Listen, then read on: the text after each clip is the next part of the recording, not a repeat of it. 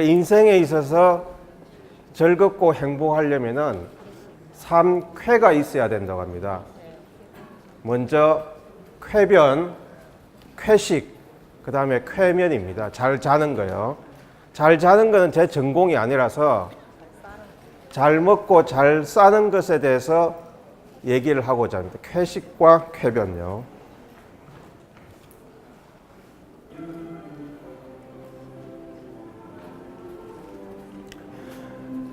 영화 워털루 브릿지라는 영화가 있었습니다. 한국에 번역돼서 나올 때는 애수란 제목으로 나왔고요. 비비안 리와 로버트 테일러가 1차 세계대전 때 워털루 다리를 지나다가 공습 사이렌을 만나게 됩니다. 비비안 리가 막 도망을 치다가 핸드백을 떨어뜨립니다. 뒤따라가던 로버트 테일러가 핸드백을 줍고 방공호에 따라갑니다. 두 사람은 첫 만남에 상대에게 서로 호감을 느껴서 점점 좋아하게 됩니다. 공습 해제 사이렌이 울립니다.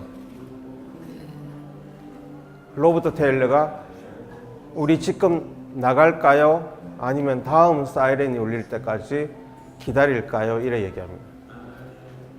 비비안 리가 제 생각에는요 매우 유혹적인데요 하며 뜸을 들입니다.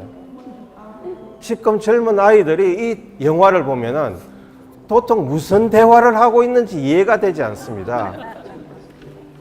그냥 좋아하면 핸드폰 번호 따고 만나자 하고 하면 될 텐데, 그래서 오늘은 잘 먹고 잘 싸기에 대해서 돌직구를 던지겠습니다. 여러분들이 진료실에서 항상 물어보는 질문 12가지를 제가 여러분들하고 질의응답을 하면서 강의를 시작하고자 합니다. 우리 콜로라도 미국 그 메이저리그 야구 지금 투수로 가 있는 오성환 선수의 돌직구를 던지는 것처럼 먼저 잘 먹고 잘 사기에 이해를 하시려면은 잘 못 먹고 잘 못 사는 것에 대해서 알고 있어야 되고요. 잘 못 먹는 것은 소화불량이라고, 잘 못 사는 것은 변비가 대표적이겠습니다. 소화불량에 대해서 가장 흔히 질문하시는 12가지에 대한 돌직구를 던지겠습니다. 첫 번째, 위는 몸속에서 어떤 역할을 하는 장기냐고 궁금해하세요. 위는 음식이 들어오면은 위에 가까운 부위에서 음식을 저장을 하고요. 위 안에서 먼 부위는 이렇게 수축을 해가지고 음식을 아주 잘게 분쇄를 해서 십이지장으로 배출을 하는 그런 기능을 하고 있습니다. 그래서 가까운 부위를 근위부라 하고요. 먼 부위를 원위부라고 합니다. 그래서 각각의 이제 기능이 원위부와 근위부의 기능이 다른 거죠. 쉽게 다시 설명을 하면은 여러분들 그 소고기 이 덩어리를 요 소고기 민스에 넣고 갈면은 국거리용으로 갈면은 갈립니까? 그렇죠. 잘 안 갈리죠.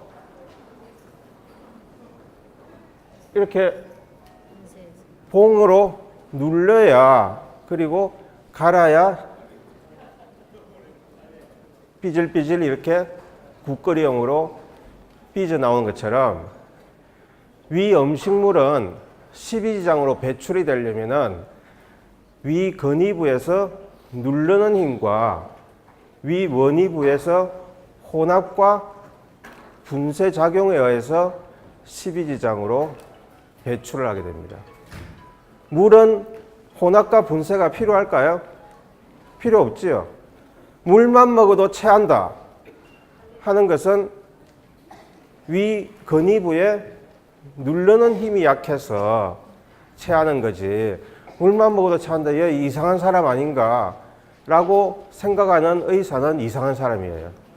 그래서 또 우리가 음식을 먹어서 조금 먹어도 막 이 명치 부위에서 잘 안 내려가고 답답하고 뭐가 걸린 것 같아. 그거는 위 원위부에서 혼합과 분쇄가 제대로 일어나지 않아서 생기는 현상이 되겠습니다. 이런 소화불량증이 있으면은 기능성 소화불량증과 기질적 소화불량증으로 나눠지는데, 기능성이란 건 뭐냐면은 위 내시경에서 또는 복부 초음파에서 이상 소견이 없는 깨끗한 경우를 기능성 소화불량증이라고요. 그러면은 기질적인 원인은 이런 궤양, 위라든지 십이지장에 궤양이 있으면은 속이 쓰리다든지 소화불량이 오는 증세가 옵니다.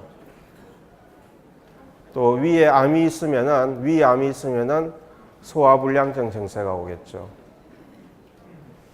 그래서 기능성 소화불량증이란 것은 기질적인 원인이 없이 소화불량 증상을 초래하는 것을 기능성 소화불량증이라고 합니다. 기능성 소화불량증은 어떤 증세가 있냐면은 팽만감, 메스껍다든지 트림, 이런 증세가 소화불량증의 증상입니다. 근데 소화기 내과에서 가장 흔한 증상이 소화불량증 증상입니다. 우리나라에서 이 소화불량증 환자가 제일 많고요. 이 전체 인구의 약 10% 전후로 보고가 되고 있습니다. 근데 왜 우리나라 사람들이 소화불량증이 많으냐? 헬리코박터라는 균이 40세 이상에서 지금은 많이 제균 치료도 하고 위생 상태도 좋아져 가지고 한 인구의 한 50%, 40대 이상의 50%에서 양성입니다만은 한 20년 전만 해도 70, 80%에서 양성을 보였습니다. 그래서 그런 헬리코박터 균이 소화불량증의 원인 중에 하나인 위염을 일으키게 되겠습니다. 헬리코박터란 균은 1983년도에 호주의 서쪽에 이런 퍼스라는 도시에 닥터 마샬과 닥터 와렌이라는 사람이 발견을 합니다.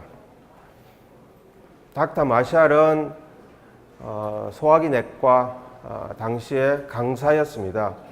갓 이제 의사가 된 친구였고요. 무슨 실험을 했냐면은 위에 어떤 균이 자라지 않느냐 실험을 했습니다. 그래서 내시경을 해서 조직 배양을 하고 늘 실험을 했는데 균을 발견할 수가 없었습니다. 그러던 차에 실험을 하고 퇴근을 했는데 그 다음 날부터 부활절 휴가가 시작이 되었습니다. 그래서 5일을 실컷 놀고 와가지고 출근해서 내가 휴가 전에 배양 실험을 했기 때문에 출근하면은 배양기에 있는 배지를 버려야겠다 하고 문을 여는 순간 자기도 모르는 균이 자라고 있었습니다. 헬리코박터라는 균은 5일을 배양을 해야 자라는 균인데 당시에 교과서에는 균 배양은 48시간에서 72시간만 배양을 하라 이렇게 돼 있어가지고 5일 동안 우연히 그러니까 휴가를 갔다 와서 발견을 하게 됩니다. 그래서 자기가 내시경을 받습니다. 내시경을 받더니 위가 깨끗합니다. 그래서 자랐던 배지에 있는 균을 자기가 먹습니다. 먹고 나서 다시 내시경을 받았더니 위염이 생겨 있고 똑같은 균이 자라고 있었습니다. 그래서 1983년 4월 달에 모양이 이렇게 생긴 균이다 해서 보고를 합니다. 나선형으로 생겼다 해서 그 나선형이란 라틴어로 헬리코란 말을 따와서 헬리코박터라고 명명합니다. 여러분들 옛날 그 사운드 오브 뮤직의 그 대령집 2층으로 올라가는 요 계단이 요 헬리코박터하고 비슷하게 생겼잖아요. 나선형의 계단 왜 기억 안 나세요? 이 애들 저 손님들 초청해 놓고 요 2층에 올라가면서 굿바이 굿나잇 하면서 노래 부르면서 작별하잖아요. 그래서 저희 소화기내과 의사들은 이런 계단만 올라가면 헬리코박터 균을 밟고 올라가구나 이렇게 생각하면서 계단을 오르내리고 한답니다. 1983년도에 지구의 남반구에서는 헬리코박터 균이 발견됐다고 하면은 지구의 북반구에서는 영동 세브란스 병원, 강남 세브란스 병원의 전신인 영동 세브란스 병원이 4월 달에 개원을 합니다. 그래서 1983년도에 일어난 세계 의학사의 양대 산맥 하면은 남반구에서는 헬리코박터 균의 발견과 북반구에서는 강남 세브란스 병원의 전신인 영동 세브란스 병원의 개원이라고 의사학자, 그런 역사를 전공하는 의사학자 입에서 회자되어 내려오고 있다고 합니다.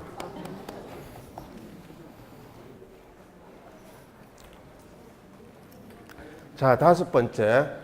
헬리코박터 균 감염이 되면은 예방은 어떻게 할 수 있는지 질문들 많이 하시고요. 가족에 찌개 같은 거, 김치찌개 같은 거 이렇게 같이 먹는데 따로따로 먹어야 되는 거 아니냐라고 질문을 하시는데요. 그러실 필요는 없습니다. 헬리코박터 균 감염은 분변에서 입으로 하는 거고요. 또는 구강 대 구강으로 감염이 되기도 합니다. 하지만 음식을 이렇게 같이 따로 먹고 이렇게 굳이 할 필요는 없습니다.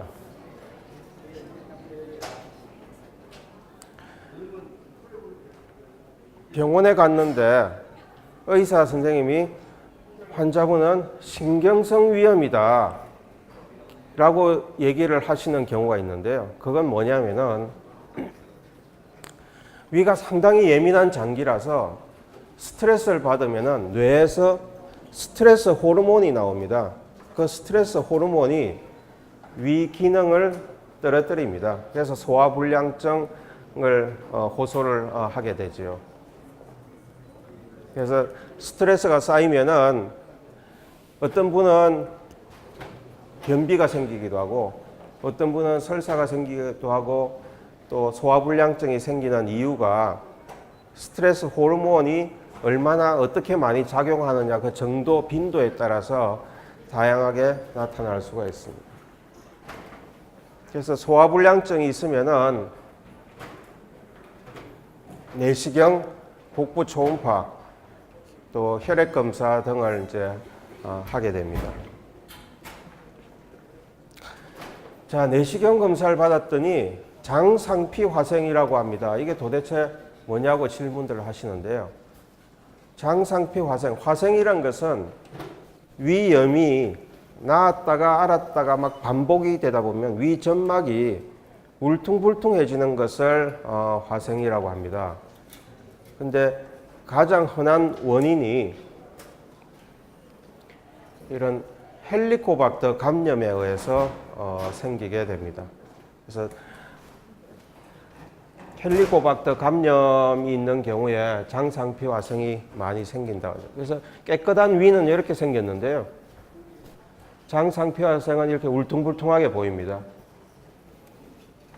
제가 25년 전에 영국에 유학을 갔었는데 그 유학 간 병원의 앞 마당이 이렇게 자갈밭으로 이렇게 있었습니다. 그래서 여러분들 이해를 돕기 위해서 제가 25년 만에 그 사진을 이렇게 슬라이드 파일로 만들어서 이렇게 보여드리고 있습니다. 그래서 울퉁불퉁하게 자갈밭 같이 생긴 그런 것을 장상피화생이라고 하는데요. 이 장상피화생은 왜 중요하냐면은 위암의 연 발생률이 위축성 위험은 0.1%, 장상피화생은 0.25%입니다. 연 발생률입니다. 1년에. 그러니까 누적이 되면 조금씩 올라가겠죠. 그렇다 하더라도 뭐 1%, 2%가 높지는, 통계니까 높지는 않지만 자기한테 해당되면 그건 100%입니다. 그렇기 때문에 장상피화생이 있으면은 항상 조심을 해야 되고요. 또 정기적으로 내시경 검사를 받아서 항상 그런 다른 병으로 진행이 되기 전에 조치를 취해야겠습니다. 장상피화생이 있다고 해서 걱정하실 필요는 없습니다. 자, 헬리코박터 양성에서 장상피화생이 있으면은 만약에 제균 치료를 하면은 위암 예방을 할 수 있나요? 질문을 하십니다. 근데 장상피화생이 생기면은 이미 돌아올 수 없는 강을 건넜다고 합니다. 여러분들 그 마린 몰로 주연의 리브 오브 노 리턴, 돌아올 수 없는 강이란 영화가 있었죠. 여기 보면은 로버트 미참과 마린 몰로. 로버트 미참이 이렇게 생긴 분입니다. 제 아버지 뻘 세대고요. 오히려 이 분의 아들인 크리스 미참이라고 있었습니다. 썸머타임 킬러라는 영화가 70년대 나왔었는데요. 올리비안 하세와 크리스 미참 나온 영화죠. 이 허리우드 극장의 광고 카피를 보면은 지금 보면은 격세지감을 느낍니다. 여기 보면은 연인들로 꽉 만땅, 출구 없는 청춘들의 격정의 사랑, 사랑아 내 길을 비켜다오, 냉방완비. 옛날에는 에어컨이 별로 없었거든요. 네. 그래서 지금 얘기가 왜 이 얘기까지 나왔죠? 그래서 돌아올 수 없는 강을 건넜기 때문에 헬리코박터 제균 치료를 하더라도 위암 예방을 할 수가 없습니다. 그렇기 때문에 그런 헬리코박터 양성 장상피화생에 있어서는 항상 예를 들어서 2년 동안 우리가 40세 이상에서 2년에 한 번씩 내시경 검사를 권고를 하고 있습니다만은 위암에 가족력이 있다든지 장상피화생이 심하다든지 하면은 매년 내시경 검사를 받기를 권하고 있습니다. 자, 소화불량증이 있으면 위암을 의심할 수 있는지요? 위암하고 소화불량증 증세하고는 항상 겹치기 때문에 그 증세만 가지고는 알 수가 없습니다. 하지만 체중 감소라든지 변이 검게 나온다든지 하면은 반드시 전문의 진단을 받아야 돼요. 왜냐하면은 이 도표에 보시는 것처럼 위암의 발생률이 인구 10만 명당 우리나라 사람은 70명 정도로 미국의 10배 정도 됩니다. 우리나라 한국인이 위암이 많다는 거죠. 그래서 그런 소화불량증이 있으면은 혼자서 병을 키우지 말고 항상 전문의 상담을 받아야 됩니다. 위경련에 대해서도 많이 물어보세요. 위경련은 명치 부위에 아주 그 통증, 경련성 통증을 얘기합니다만은 주로는 약물 복용이라든지 스트레스, 술, 담배 등에 의해서 생기는 수가 있습니다. 자, 소화불량증 치료에는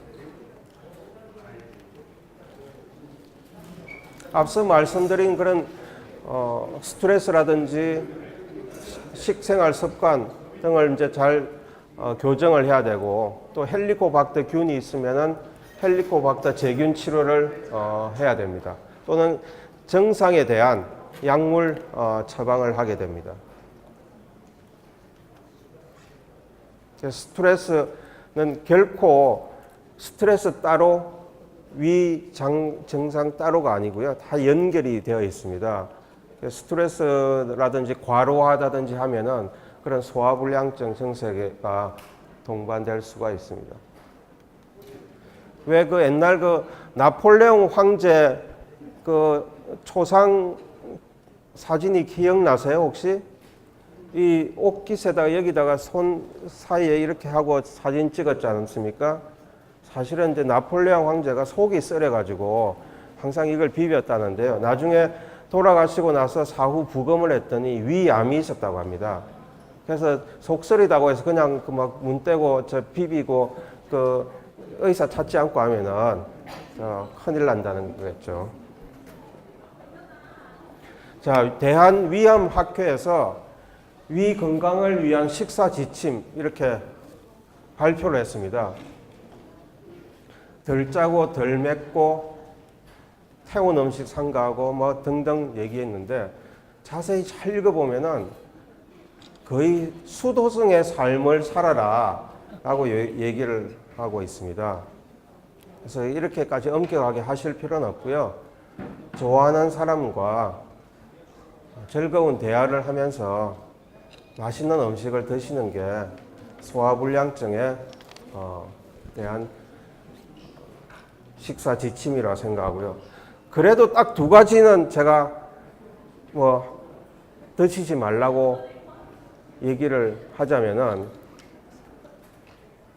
치질 걸린 닭똥집하고 무좀 걸린 돼지 족발만 드시지 않으면 됩니다. 그거 받아 쓰면 안 됩니다, 이거.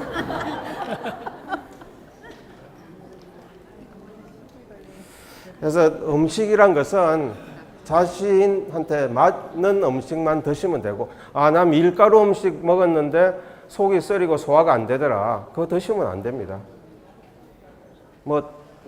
과거에 어떤 음식을 먹었는데 맞지 않았던 음식은 이제는 과감히 포기하셔야 됩니다.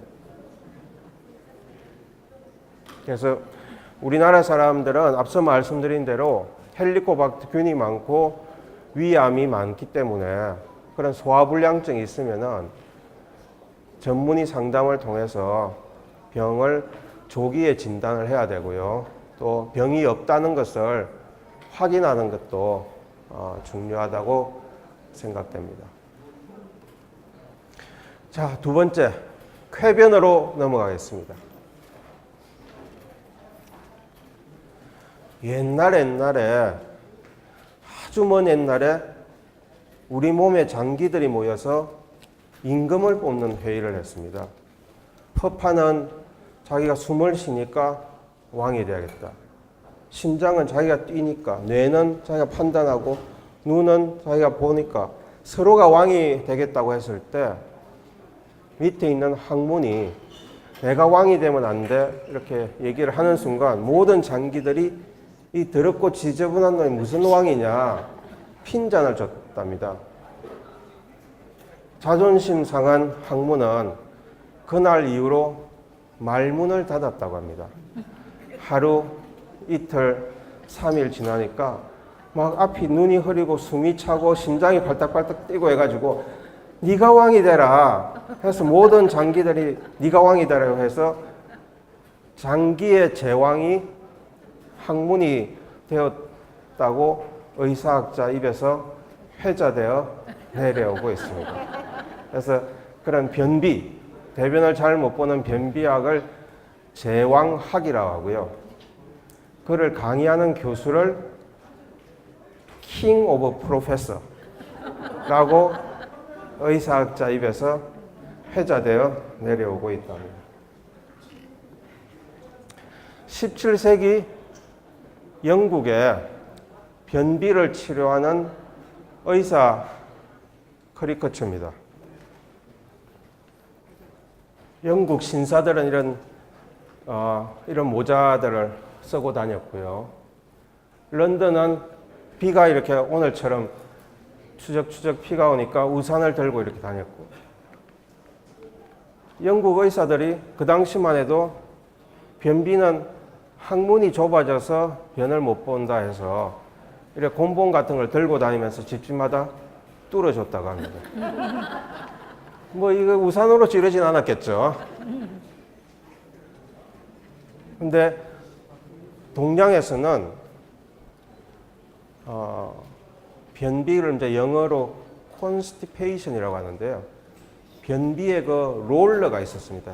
복벽에다가 이런 바퀴가 달려 있어가지고 복벽을 문질러 주면은 장의 그 연동 운동이 활발하게 자극이 돼서 변을 보게 된다는, 훨씬 과학적이죠.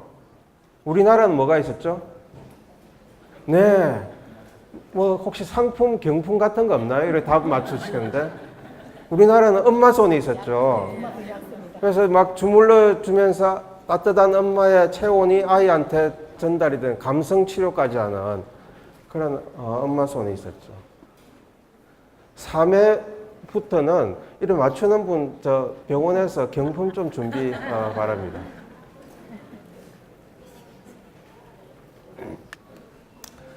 자, 여러분들 이제 또 12가지 질문에 대한 답을 드리겠습니다.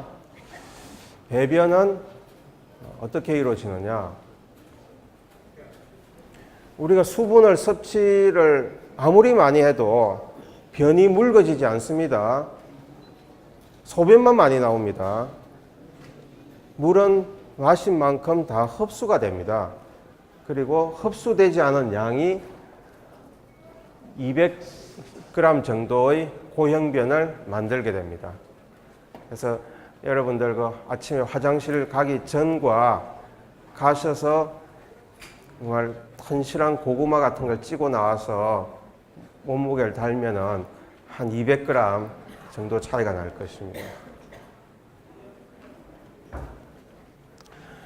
이제 우리가 음식을 먹었으면은 그 식괴가 항문 쪽으로 이제 막 이동을 합니다. 그걸 연동 운동이라 하죠. 근데 골반 쪽으로 도착한 그 변괴는 이제는 항문 그 관략근과 골반 이런 관략 근육 사이의 조화에 의해서 이제 투하가 되어서 세상 구경을 하게 됩니다. 근데 그런 근육의 협조가 잘 일어나지 않을 때도 변비가 생길 수가 있습니다.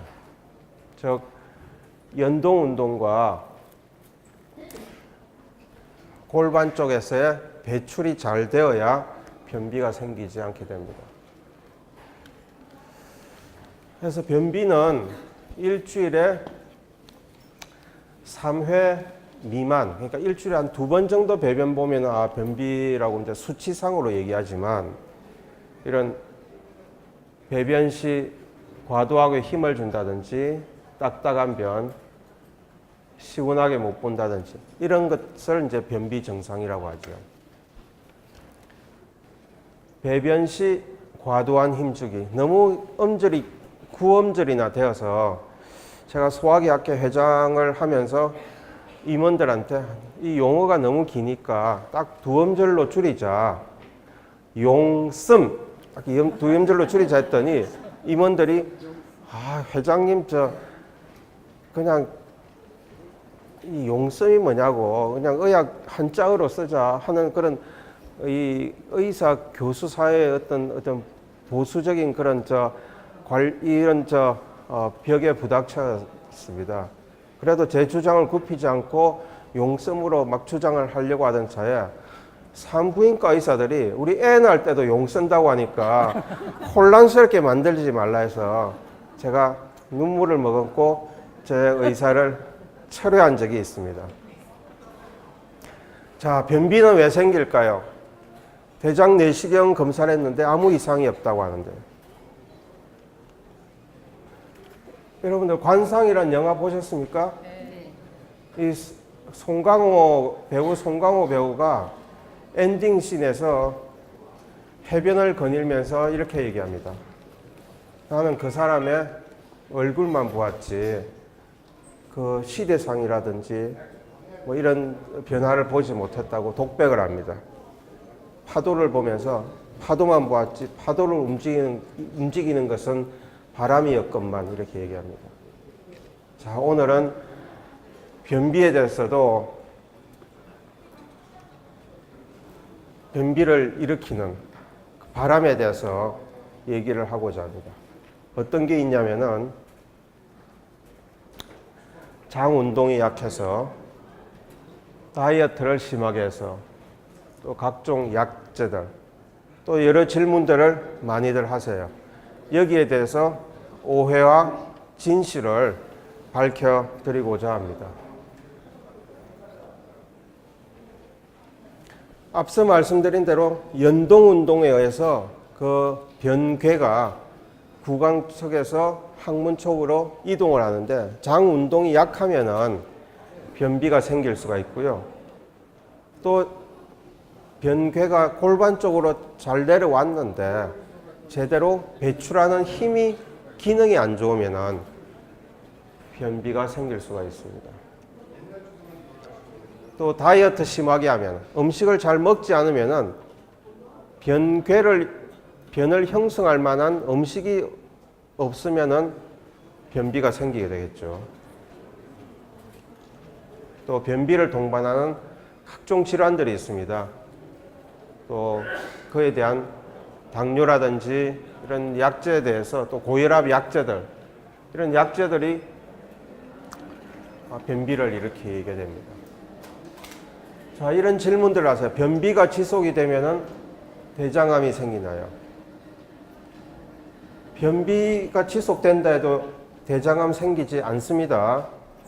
하지만 대장암인 경우에 진행이 되어서 장을 막고 있으면은 변비 증상이 생길 수 있다는 거지, 변비가 지속이 된다 해서 대장암이 생기지는 않습니다. 그래서 각종 약제들, 이 어르신들이 드시는 고혈압이라든지 이런 약제들이 장 기능을 떨어뜨리고요. 또 파킨슨 약이라든지 이런 약들이 변비를 유발할 수가 있습니다. 변비는 유전하지 않습니다. 다만 월경 주기에 따라서 변비가 생겼다 안 생겼다 합니다. 그것은 여성 호르몬인 에스트로겐이라는 여성 호르몬이 있는데, 이 여성 호르몬이 장 기능을 떨어뜨릴 수가 있기 때문에 월경 주기라든지 뭐 이런 호르몬 이상에 의해서도 변비가 생길 수가 있습니다. 마라톤 선수들이 42.195를 뛰고 나서 제일 최종 테이프를 끊고 나서 등수 안에 드는 사람들은 뭐 인터뷰도 하겠지만, 나머지 사람들은 어디로 바로 가냐면은 화장실로 간다고 합니다. 42.195를 뛰어야 화장실을 한번 갈 정도가 됩니다. 그러니까 운동을 아무리 열심히 한데서 변비가 개선이 되진 않습니다. 하지만 적당한 운동은 필요하고요. 오히려 전혀 운동을 하지 않는 경우에 변비가 생길 수는 있습니다. 장벽에는 근육과 신경이 에워싸고 있는데, 신경이 노화가 된다든지 근육이 퇴화가 되면은 연동 운동이 약해져서 변비가 생길 수가 있습니다. 스트레스, 아까도 말씀드린 대로 소화불량증이라든지 변비, 과민성 장증후군, 이런 것들이 다 스트레스와 관련이 있습니다. 또 변비로 인해서 변이 딱딱하니까 용을 쓰다 보면 배변 시 과도한 힘주기, 용을 쓰다 보면은 그 항문의 혈관들이 충혈이 되어서 이제 치질 같은 치액이라고 하죠. 변비가 심하면은 변이 장내에 있는 변이 몸에 흡수가 되어서 그 독소가 피부에 나타나서 피부 트러블이 생긴다. 그렇기 때문에 숙변을 제거해서 장 세척제를 써야 된다.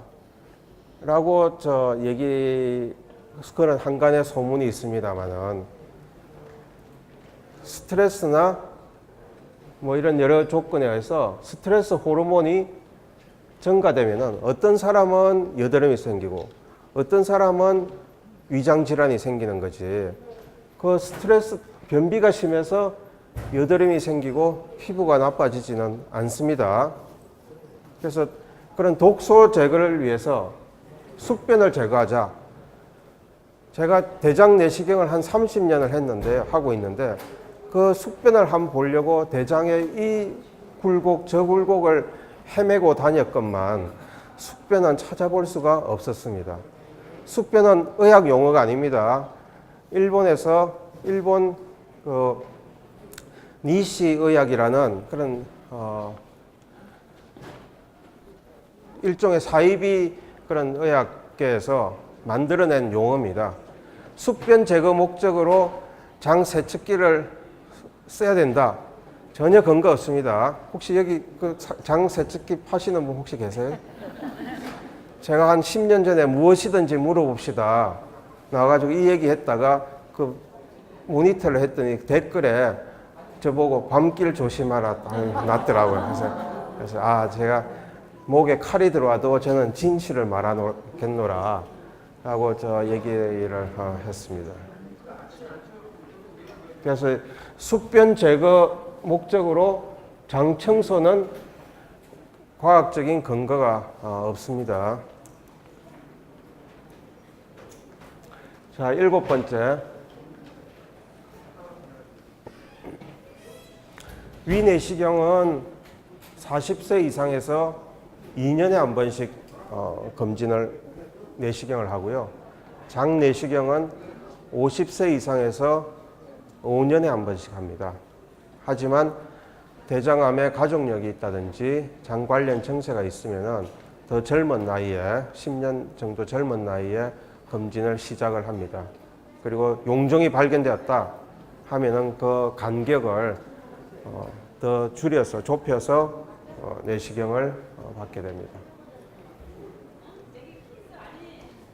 특히 이제 경고 증상이라고 해서 혈변을 본다든지 최근에 변의 굵기가 변화가 있다든지 체중이 감소한다든지 또 대변 잠혈 반응이라 해서 그 현미경적으로 혈이 비치는 걸 확인할 수가 있는 그런 게 양성으로 나오면은 대장 내시경을 받게 됩니다.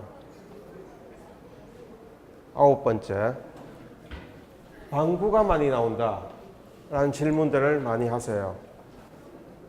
방귀는 장내 세균이 만들어내는 가스로 인해서 장내 가스가 많이 생겨서 배가 빵빵해지다든지 방귀가 많이 나온다든지 아니면 뭐 가만히 있어도 배에서 막 아주 시끄러운 소리가 난다든지 그럴 수가 있습니다. 아까 왜 소화불량증이 있으면 소화불량증을 치료하는 것이 아니고 헬리코박터균 치료를 하는 것처럼 장내 세균이 불균형하게 있어도 장내 가스가 많이 만들어내는 세균이 많으면은 이런 증세가 올 수가 있기 때문에 그런 세균을 죽이는 또 항생제가 또 따로 있습니다. 그런 치료를 하게 됩니다.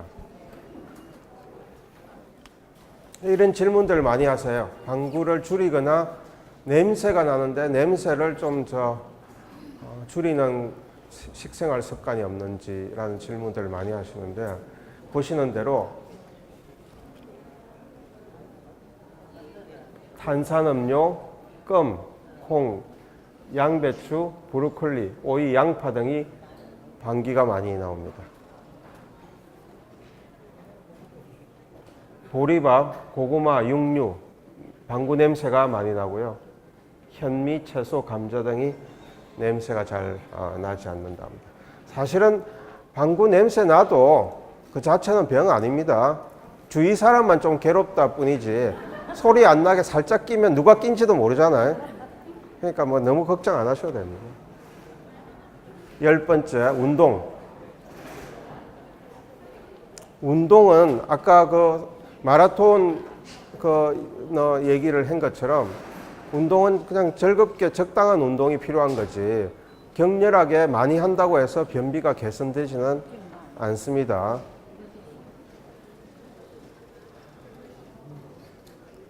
11번째 질문입니다. 식이섬유에 대해서 많이들 물어보시는데요. 우리나라 한국인의 평균 식이섬유 섭취량이 15g 정도 됩니다. 근데 식이섬유를 많이 드시면은 변비가 개선이 되는데 어느 정도 드셔야 되냐면은 한 20g에서 25g을 권하고 있습니다. 근데 20g, 25g 정도 드시면은 식이섬유로 인해서 복부 팽만 또 증세가 생길 수가 있습니다. 도대체 식이섬유 20g이 어느 정도냐면은 딸기 50개, 사과 20개, 시금치 나물 40접시, 콩나물 50접시. 뭐 이거 먹다가는 다른 병 생길 것 같지 않습니까?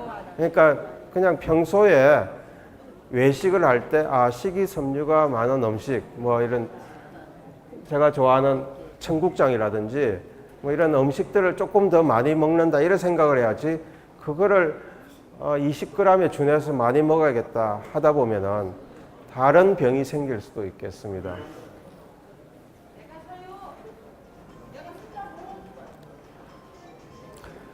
제가 대장암 클리닉 팀장을 한 10년 전에 대장암 센터장을 한 10년 전에 했었는데요. 그거 하면서 식품영양학과 성신여대하고 이렇게 협업 연구를 해봤더니 그 결론이 빵을 먹는 경우에 대장암이 많고 떡을 먹는 경우에 대장암이 적었습니다. 우선 빵과 떡의 차이가 아니고요. 식생활 습관이 한식을 좋아하느냐 서구 양식을 좋아하느냐 그 차이였습니다. 그래서 우리나라 사람들이 대장암이 10년 전만 해도 별로 없었습니다. 그런데 생활 습관이 점점 서구화되고 이 고기, 육고기를 많이 드시고 지방질 또 왜 그 고기 중에서도 쇠고기 중에서도 왜 지방질 막 이렇게 박힌 거를 꽃등심을 해가지고 더 맛있게 더 잘 드시잖아요. 그런 게 이제 특히 또 막 삼겹살 뭐 여기 또 삼겹살 뭐 가게 식당 하시는 분 안 계시죠? 그런 거 막 먹다 보니까 점점 병이 이제 증가하게 됩니다. 그래서 보시면은 식이섬유, 비타민 C 섭취는 대장암 발생을 감소하고요. 붉은색 육류는 대장암 위험이 증가한다 이래 되어 있습니다. 그래서 그런 생활 습관을 한국 음식이 사실은 제일 좋습니다. 자, 마지막 질문입니다. 변비 치료를 정리하면은 적당한 섬유소, 수분 섭취. 변비가 여기 만약에 여러분들 중에 변비가 있으면은 물을 평소보다 많이 드실 필요는 없고요. 아침에 일어나서 찬물을 2컵 정도만 드시면 것을 권합니다. 물에 위에 찬물이 들어가면은 위가 우리 몸에 자율신경이 있어가지고 대장의 왼쪽 대장을 수축시키는 그런 반사작용이 있습니다. 그래서 찬물을 왜 아주 과민한 사람은 식사하고 나자마자 바로 화장실 가는 분들은 위에 있는 그 자율신경의 반사가 대장을 너무 빨리 자극을 해서 변을 보는 겁니다. 그래서 한 찬물 한 2컵 정도 드시면 되고요. 규칙적인 배변 습관. 아침에 배변 보는 제일 좋은 시간은 아침 식사 후 30분 후에 화장실 가는 것이 제일 좋습니다. 배변 자세, 적당한 운동, 또 약재를 이제 필요하면 복용하겠죠.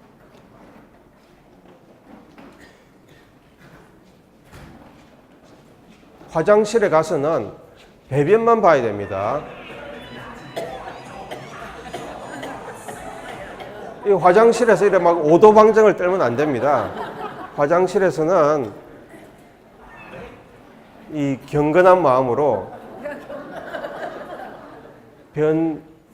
지금 변이 어느 위치에 있는지, 지금 항문 관략근을 조여야 될지 말아야 될지 쌓아야 될지를 그런 생각을 하면서 변괴를 지구 밖으로, 지구상으로 투하해야겠다, 이런 생각을 해야지. 괜히 뭐 핸드폰 같은 거 들고 와서 막 저 검색하고 보다가 심심하면 막 용 쓰고 이런 거 아주 안 좋습니다.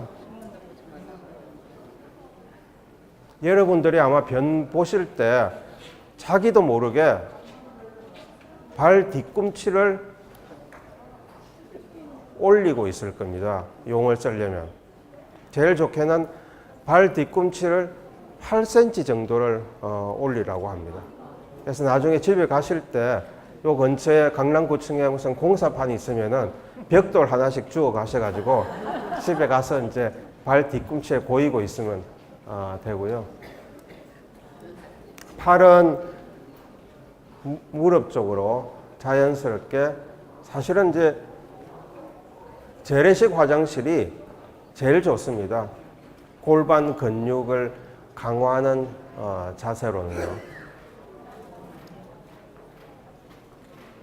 그래서 제 강의는 소화불량증과 변비에 대한 그런 말씀을 드렸고, 제가 임상하는 의사이기 때문에 식사요법에 대해서 좀 궁금한 게 있으면은 이런 변비와 식사요법, 그 다음에 금세기 최고의 베스트셀러였던 잘 먹고 잘 살기라는 책을 사보시면은 아마 도움이 될 것으로 생각이 됩니다. 항상 여러분들의 쾌변을 기원하면서 강의를 마치고자 합니다. 감사합니다.